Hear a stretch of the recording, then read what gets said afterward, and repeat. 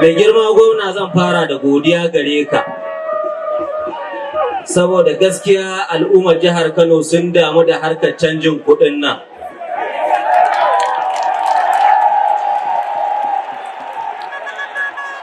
Sun damu da harkar canjin kuɗi wanda shugaban babban bankin Najeriya ya ƙuntata wa al'ummar ƙasar nan.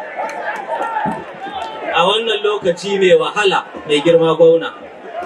Abin da yasa nake gode maka, jiya ka yi taro ka yi kira da shugaban ƙasar Najeriya domin siyasa muke yi ba lokacin mulkin soja ba ne. Tun da lokacin siyasa ne ba lokacin soja ba, al'umma ba sa buƙatar a ƙuntata musu a wannan lokaci.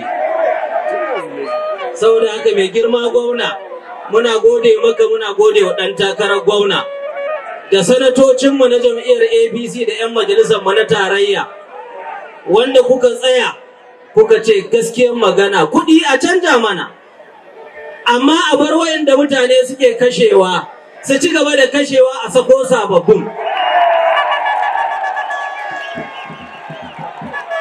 Duk wacce ta shiga banki tsohuwa mai girma gwamna, kar a barta ta fito.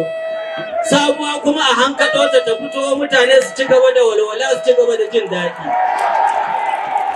Amma mai girma gwamna, mu ba mu ga sababbin kuɗin nan ba. Tsofaffin an ce a mayar banki, mu kuma jihar Kano jiha ce ta 'yan kasuwa. To so ake mu daina kasuwancin? An ce mu koma mu noma, mun koma mun yi noma, ko ba mu koma ba? To tun da mun koma noma, mun koma kasuwa mai girma gwamna, a kyala mutane su ci gaba da amfani da kuɗaɗensu. Duk ƙasashen duniya da suka ci gaba mai girma gwamna an yi canjin kuɗi. Amma ba a cewa an daina ansar tsofaffi na da. Mai girma gwamna, tun da mu musulmai ne muna zuwa ƙasar Saudi Arabia mu yi sallah, mu yi ziyara ga manzo sallallahu alaihi wa sallam. Tun lokacin King Fahad, mai girma gwamna, akwai riyal na Saudi Arabia mai hoton King Fahad. Har yanzu in ka samo ko kake da irin wannan kuɗi, in ka je Saudi Arabia za a karɓa. To mu me yasa za a ce in an canja kuɗi a cire tsohon kwana kaza? Saboda haka wannan ya damu al'ummar mu, kuma dole mu yi magana. Ko bai kamata mu yi magana ba?